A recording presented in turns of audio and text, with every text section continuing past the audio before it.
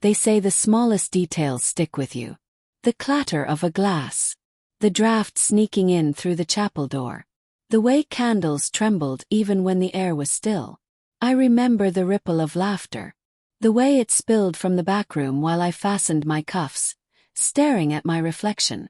I looked excited, nervous, certain, but happy in that way a man should be on the eve of his wedding. It was our rehearsal dinner, the final stretch before vows, veils, and promises etched into forever. Friends had flown in. Her sister Maya was already slightly tipsy on champagne and memories.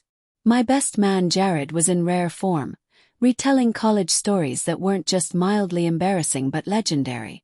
Everyone was glowing and Sophie, my Sophie, looked radiant. God, she did.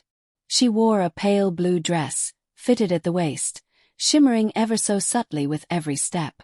I watched her hug my mother, laugh at some dad joke my father had cracked. And I remember thinking, this is it. This is my life from now on.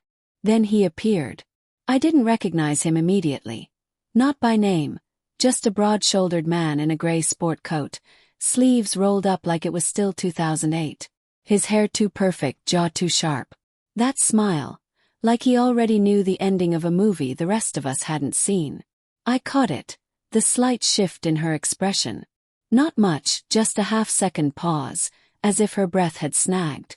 Her posture stiffened, bracing like a wave was coming. But then she relaxed.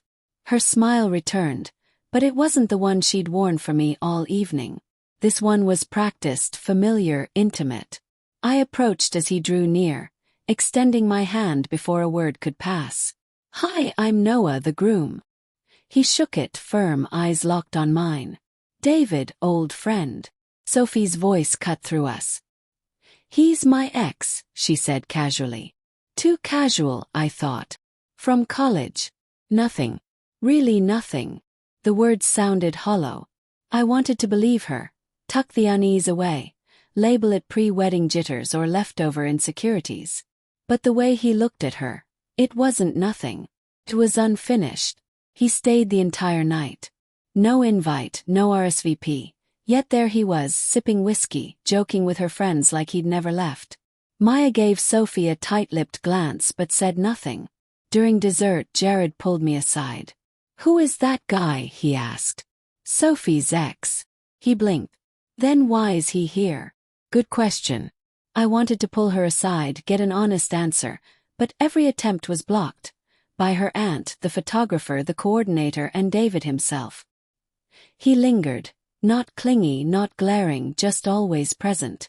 By the time the rehearsal ended, champagne low and laughter fraying, a strange weight pressed on the night. Guests trickled out, hugs and waves echoing off the stone walls. I finally caught her near the ivy-draped arch outside. She looked exhausted, rubbing her temple. "Hey," I said gently. "You okay?" He startled. "Yeah, just a long day." "You didn't mention he was coming." For the first time all night her eyes met mine. Steady, unshifting. "He's in town for work. Saw Maya's story, just showed up. Didn't ask him to leave. It didn't seem worth a scene." I nodded but felt that cold coil in my gut. He looked at her like he still loved her. She looked away. "Don't do this. Not tonight, Sophie. Please, Noah." Her voice trembled. "He's the past. I chose you." I wanted to believe it. I reached for her hand. "Okay," I whispered. "Okay." That night in my apartment, staring at the ceiling, silence pressing down, I kept seeing her eyes light up when she first saw him. Not surprise, not discomfort, but recognition. Warmer than it should have been. A look reserved for someone who still held a piece of you. I told myself it didn't matter. Tomorrow was the start of forever. But some part of me knew. Forever doesn't begin in shadows. Morning arrived quietly, light brushing through the blinds like it was afraid to speak. I woke too early. Not excitement but dread masked as nerves. I told myself it was normal. Every groom second guesses. I sipped black coffee, trying to ignore the image of her face. The flicker, the recognition, the lie of nothing. You don't lie about nothing. Still I pressed on. Vows memorized. Jared picked me up around noon, buzzing with jokes. Ready to lock it down? Smiled. Not entirely. The venue was perfect, Sophie's choice. Rustic estate, stone columns, oak beams, rows of chairs facing an arch draped in white lilies. Like a magazine spread. Photographer moving like a predator among elegance. Everyone present. College friends, parents, co-workers, Maya hugging me a little too tightly. Eyes conveying a silent message. Him. David, third row left, no +1, sunglasses tucked in blazer. Confident he belonged. My stomach nodded. Jared noticed. He's here, I said. Who shows up to an ex's wedding? Someone not done, I admitted. Jared put a hand on my shoulder. Want me to speak up? No. No scenes. I still believed love was enough, that the past was gone, that I was her future. Music started. Everyone rose. My mother wiped a tear. Bridesmaids glided in, lace and grace, rehearsed smiles. Then Sophie appeared, dreamlike. Sunlight kissed her veil. Bouquet quivered in her hands. She looked straight ahead. Past David, past me, toward the vision she had built. Maybe I wasn't part of it. She reached the altar, took my hand, cold fingers. You look beautiful, I whispered. She smiled, but not in her eyes. Thank you. Ceremony proceeded. Words now lost. We nodded. Laughed once. Something about how we met. A story polished to sound spontaneous. There was laughter at one point, applause, and then the vows. She went first. She spoke of patience, growth, of building something lasting. You've taught me to believe in second chances, she said, voice trembling slightly. You've loved me even when I couldn't love myself. That line struck me hard because I didn't know she ever stopped. Still, I recited mine, about loyalty, promises, showing up, never letting go. Every word meant it. Even while a part of me screamed that something was wrong, off. Then the officiant asked the traditional question. If anyone here has reason why these two should not be joined in marriage, speak now or forever hold your peace. Pause. Longer pause. And then behind me a voice, clear, calm. I do. It was David. The air snapped. I turned slowly, disbelief freezing me. He stood there. Everyone stared. Murmurs rose like a tide. My father's face darkened. Maya shut her eyes. Sophie didn't flinch. Not a twitch, not a gasp. Just that same practiced stillness. The officiant faltered. I'm sorry, sir, but... David raised a hand. I apologize for the interruption, but I cannot let her marry him without telling the truth. Heads turned. Silence thickened. I couldn't move. Sophie's hand stayed in mine, didn't pull away, yet didn't meet my gaze. David continued. We've been seeing each other since February. My world narrowed. My edges blurred. February. 5 months ago, she had been planning the wedding, arranging flowers, writing vows, calling me home. 5 months ago, she was already loving someone else. Someone who never let go. I turned to her, whispering, barely audible. Is that true? Her lips parted. No denial. Silence said it all. Guests murmured. Officiant helpless. Jared's hands clenched.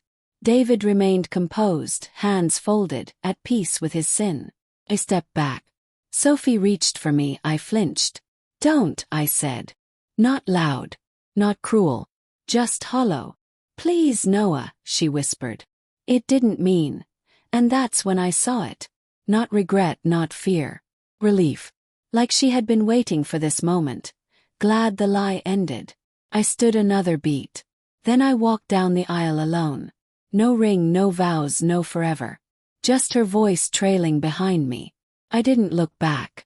The drive blurred. Tuck's collar choking, hands trembling on the wheel. Not the road, me. I drove aimlessly past the bakery we loved. The park where I first told her I loved her. The street where we imagined buying a house. Snapshots of the life we'd built. Dissolving. Eventually, I pulled into a roadside motel. Room 27. Faded floral bedspread, once red, now rust. I didn't cry. Not broken, just numb. Emotions drained through a slow leak. All that remained. The echo of what I should feel: betrayal, humiliation, rage. Only silence. I didn't call anyone. Not Jared, not friends. I needed quiet. Stared at the ceiling until morning. Texts came in waves. Maya, Mom, a few guests. One said, "I'm sorry she did this in front of everyone," as if public shame was the worst part. It wasn't. The worst part, she didn't deny it. Didn't look shocked. Maybe she had been waiting, hoping for this moment. No word from Sophie the first 2 days. On the third, a message. "Can we talk?" I didn't respond.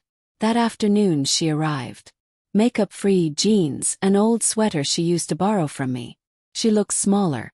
Or maybe I saw her without the veil of hope I always painted over her.